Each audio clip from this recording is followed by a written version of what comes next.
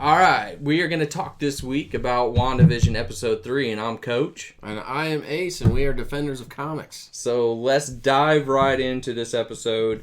This is the episode, of course, that Wanda is pregnant, but I think there is, in the opening credits, a lot of things to look at that's going to open up some stuff. And my first thing that I noticed are these symbols. They were everywhere. Yeah, it's the hexagon, and it seems to be a not-so-subtle nod to AIM, which is Advanced Idea Mechanics. Fans of the Marvel Universe, and specifically the movies, may remember AIM from Iron Man 3, with the Mandarin who was not the Mandarin. So they've been around a long time, and specifically in the comic books as well, long-time thorn in the Marvel Universe. Their goal is to just advance science, and they don't care how they do that. They don't care if it's bad or good science. They just care. want it to be advanced. Yeah, it doesn't matter if they have to work with criminals, if they can somehow convince some of the heroes to work with them from time to time, they'll do it. Their goal is to advance science in whatever capacity they can, and most of the time, it's not a great thing for the heroes of the Marvel Universe or humanity. So, and I suspect that's true here as well. Okay, now we have still the opening credits, and it's going through the town, and everybody's riding bikes and, smiling and waving. It 100% feels like the Brady Bunch. And we notice that Vision is reading something when he comes out of the library. Yeah, this was something that I didn't even catch the first time, but now it seems pretty, in your face. So if you can try to zoom in on your device and look at the cover of this book, it feels like to me, it looks like Mephisto. And if we've talked about him, or if anyone has researched what's going on in the show, Mephisto is basically Marvel's version of the devil. Eesh. Yeah, and he's not a good guy, needless to say. Longtime thorn in most of the heroes' side, specifically parts of the Avengers. Silver Surfer, Doctor Strange, those are some of his basically mortal enemies. He's worked side by side with Thanos before. He has to be, in my opinion, a part of this show, and I think that is showing you that he is definitely a player in this and is pulling some strings. Aren't you liking how Marvel is doing little bitty hints on what we're calling Easter eggs, but they're doing these things that are making you draw like right now is I want to try to find more information. Right. Which I might not have known about this information and how it ties in, but now I want to find out some more. Yeah. And I think that's a pretty cool thing. Yeah, I mean, I think Kevin Feige at this stage knows the fandom, and he's a fan himself. And so he loves putting in these Easter eggs and knowing some people will watch it frame by frame and see what they can find. Yeah. So, again, we are having Wanda, and she is pregnant. Somehow she is this far along, and I really enjoyed the comedy between her and Vision with he doesn't even still know how this happened. They bring the doctor in, and that it's a house call. So that's a typical another Brady Bunch scenario. Yeah, I feel, again, they've really been successful in nailing the tone of the decades of sitcoms. 50s, 60s, and now 70s. I thought they've really captured that well. The set design is perfect. Kudos to them for that, because they're nailing that. So now we go to, there was something that happened when they were putting together everything in the the baby room. Yeah, so let's talk about this. You see the little baby decoration here, and then the butterflies come to life. And what if that was kind of news to me. I was trying to interpret what that might have meant. What did we find out? Now, from what I've been hearing, they're not thinking Wanda brought this to life, because if you notice, there was a lot of things going on with the bubbles and everything when she was going into contractions. Right. But they're saying that they feel that Wiccan brought these to life from her womb. And I think that's a pretty good idea, and I'm inclined to agree with that. And Wiccan, as we'll get into a little bit, is one of Wanda's children. So we'll talk more about that too. But I think that theory is sound. And then if you notice when they're doing the baby's room, they're also painting the walls, and on the wall was a stork. And now all of a sudden, a stork is alive. Yeah, this was another one where I'm like, what is this? What are they trying to telegraph to us here? Because as you see in the scene, the stork, which indicates, bringing babies, okay, we get that. But then Wanda uses her powers to try to make the stork disappear. It doesn't work, but every time she does so, there's this red cloud or red mist. And what do you think that's indicating? I've heard it's Mephisto. Okay, I mean, I'll go with that right now because that sounds as good as anything to me. So why, I think we can go right into what your thought process is. Why is Mephisto so interested in what's going on? Okay, so we'll get a little bit ahead of ourselves here, but we'll talk about the pregnancy. He wants one of the babies. And we can maybe, as we go further into this, we'll go why that is. But he definitely wants something from Wanda, specifically perhaps her offspring. That's nuts. Now, before the baby comes, we have one of the original commercials like we have been having. And the first thing, like the first one was the toaster, and you heard the Tony Stark, the sound. Yeah. But nothing really off of that. The second one, you had the Hydra on the watch, and now this one was so obvious. Well, yeah.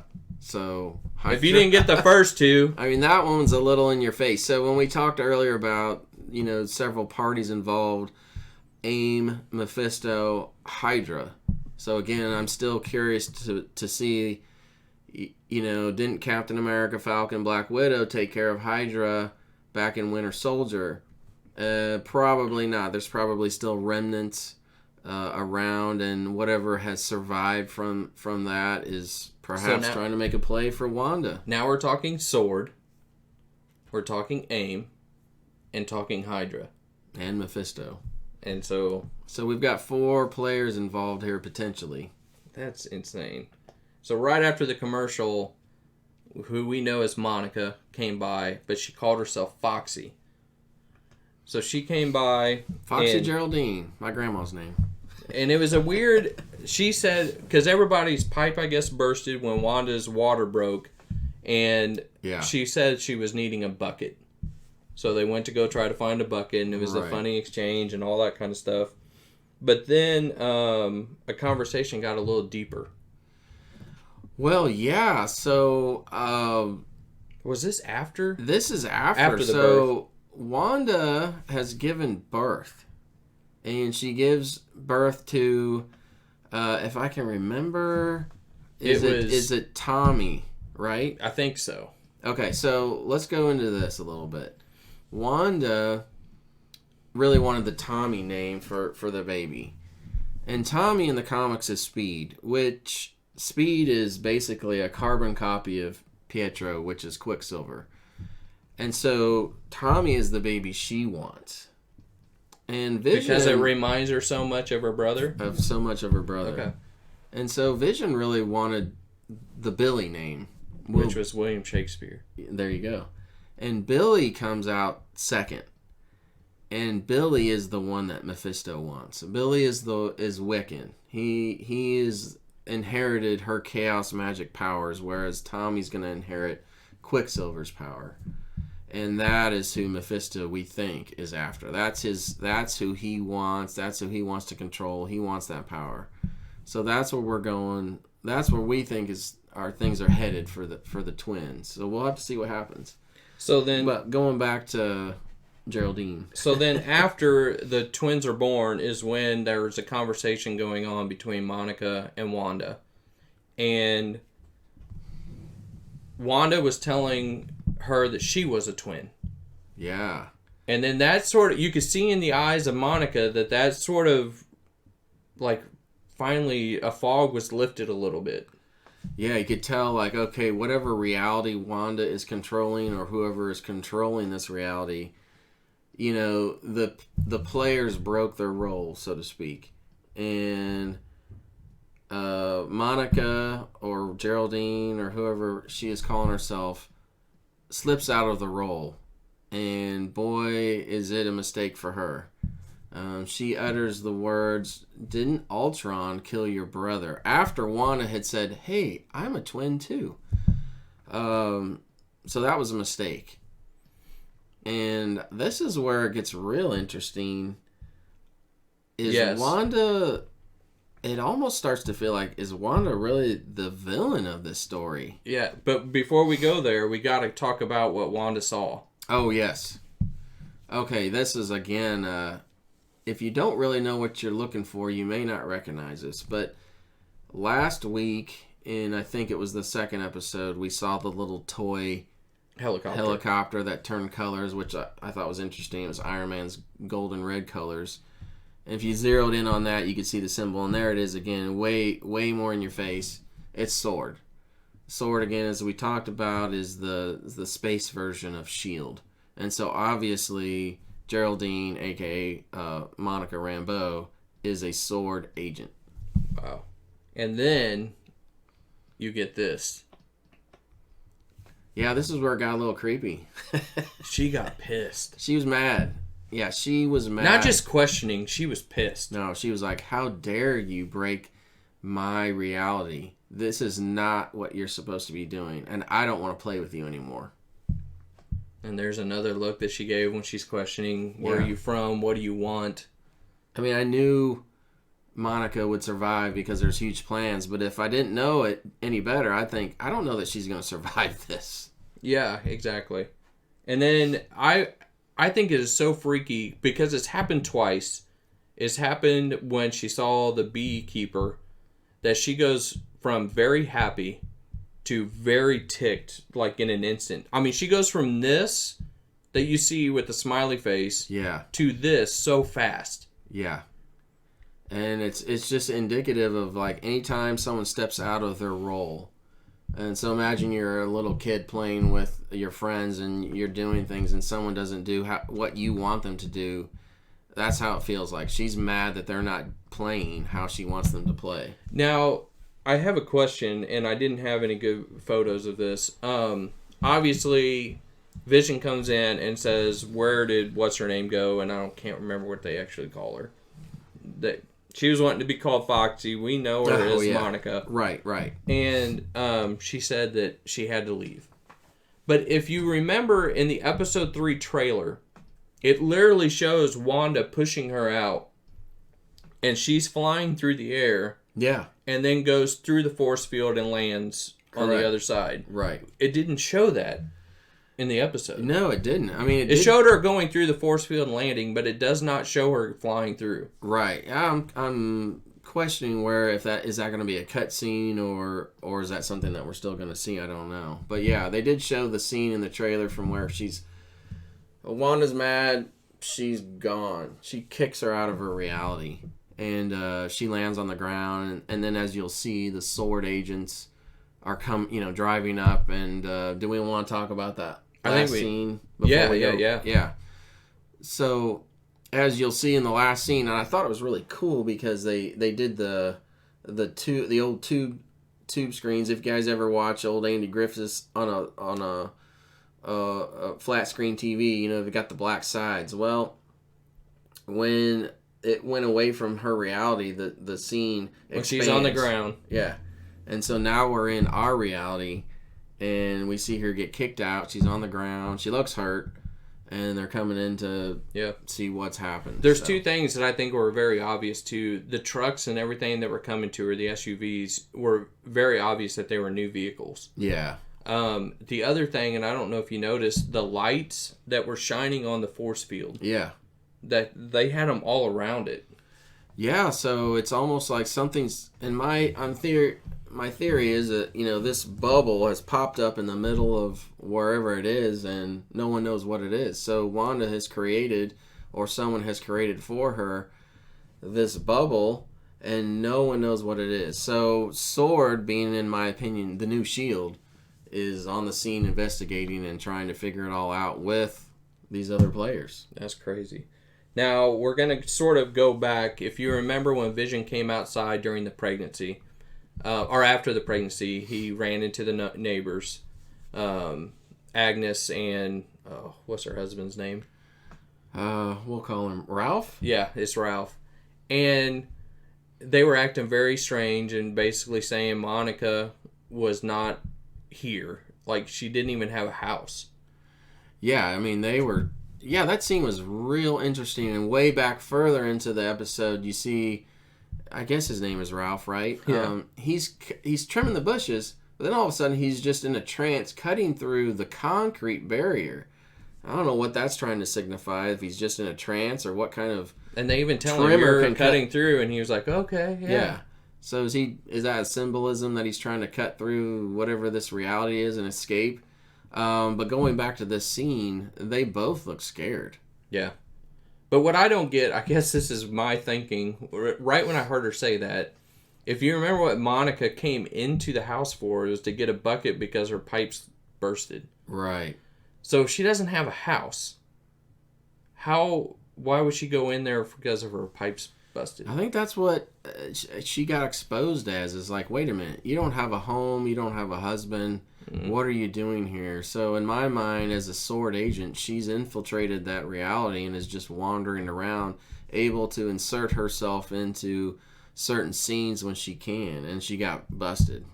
One thing that I noticed right away was Agnes. She did the little wink and drove off on the bike. But if you notice, one of the first times I've noticed the brooch.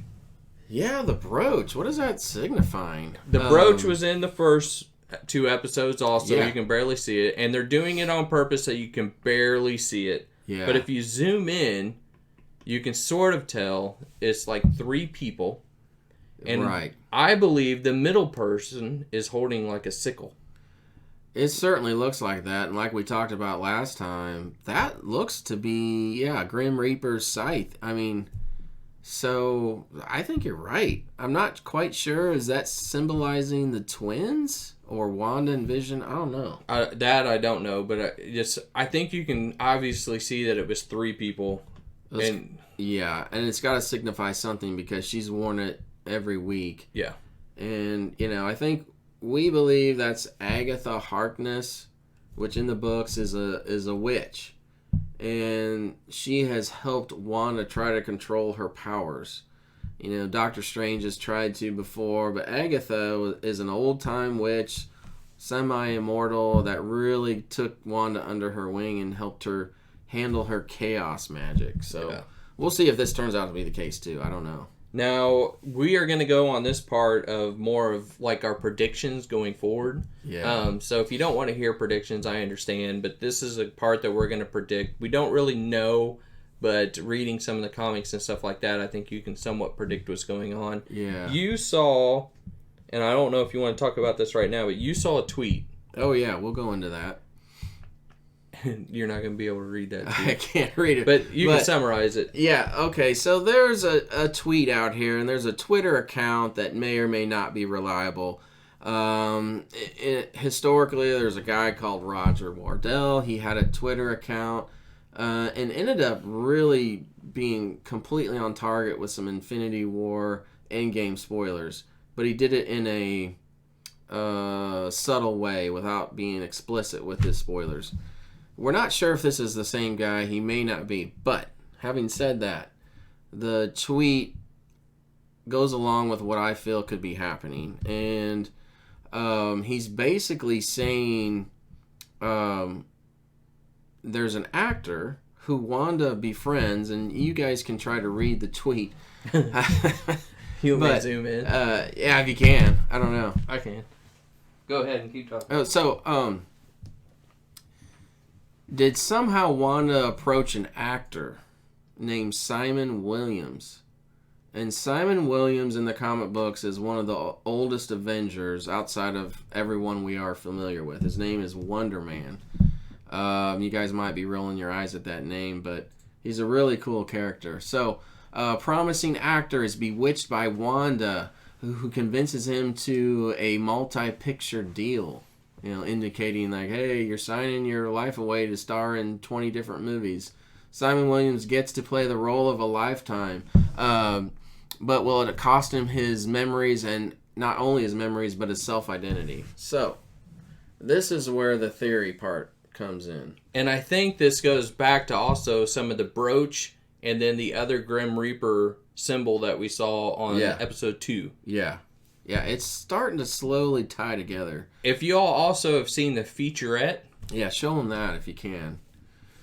Okay, so there was a very mini featurette online when WandaVision kicked off last week. And this is where the whole Wonder Man, Simon Williams theory is starting to originate. If you see there in the production house, and they've got all the artwork and playbook of what they want to do for the show, you see in the top left corner, that is a blurry art of Wonder Man.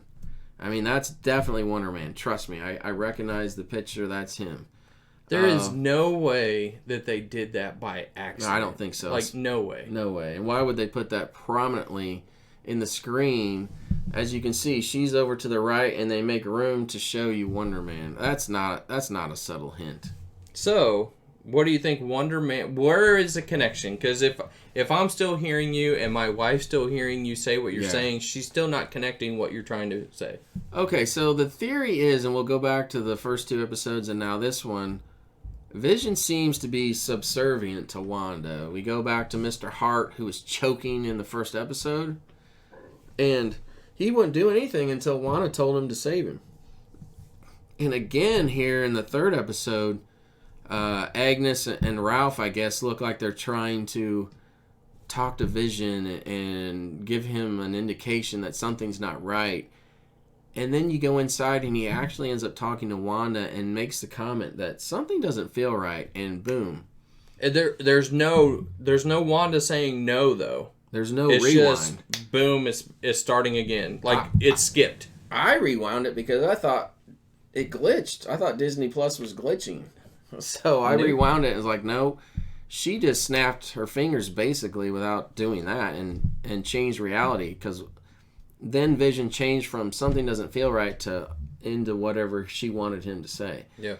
So, okay, long story short, we feel that... You more, I mean, because I didn't know enough. But that Vision isn't really even Vision. That's the actor, Simon Williams, that he has been abducted somehow, some way into this reality of Wanda's, and he is playing the role of Vision. So he somehow will be shown as the show progresses that Vision is still dead. And this is him, Simon Williams, playing the role of Vision. And I think that's going to be revealed. And how he might end up becoming Wonder Man, I don't know yet. But so what's the connection between Wonder Man and Grim Reaper? Okay, so the connection between the villain Grim Reaper and Wonder Man is they're brothers. And again, Grim Reaper, longtime villain of the Avengers. Wonder Man, longtime member of the Avengers. So they've had this, dual relationship throughout many years, and they fought each other on and off, and they both died several times and come back to life. And we'll tease it.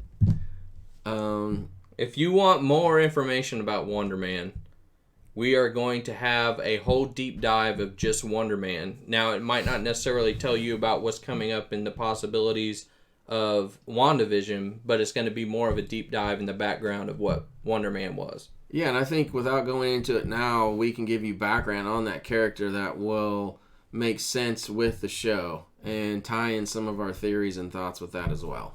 And if you have predictions, make sure you post them below, and we'll just see what your predictions are and maybe look into them and see if they might be right too. Yeah, we want to hear your thoughts and ideas and, see what everyone thinks, because could be some great ideas out there that we haven't thought of. But I don't have much more. I am actually very excited for episode 4 because it's starting... Stuff is starting to really happen. Yeah, I'm glad we can kind of finish on that. The final thoughts. I agree. I felt this episode, while it fit the tone of the 70s, it felt less of a story of whatever sitcom they were trying to replicate, and more like, okay, I feel like the story of WandaVision is starting to ramp up, and I like that. And I fear which way Wanda's actually going to be. I'm I feel like she's going to get a lot worse before she gets better. Yeah. We'll see what happens. But that is it for this week. Hope you all enjoyed it. Please hit that like and hit that sub button, and we will get you more information soon. All right. Thanks, guys. See ya.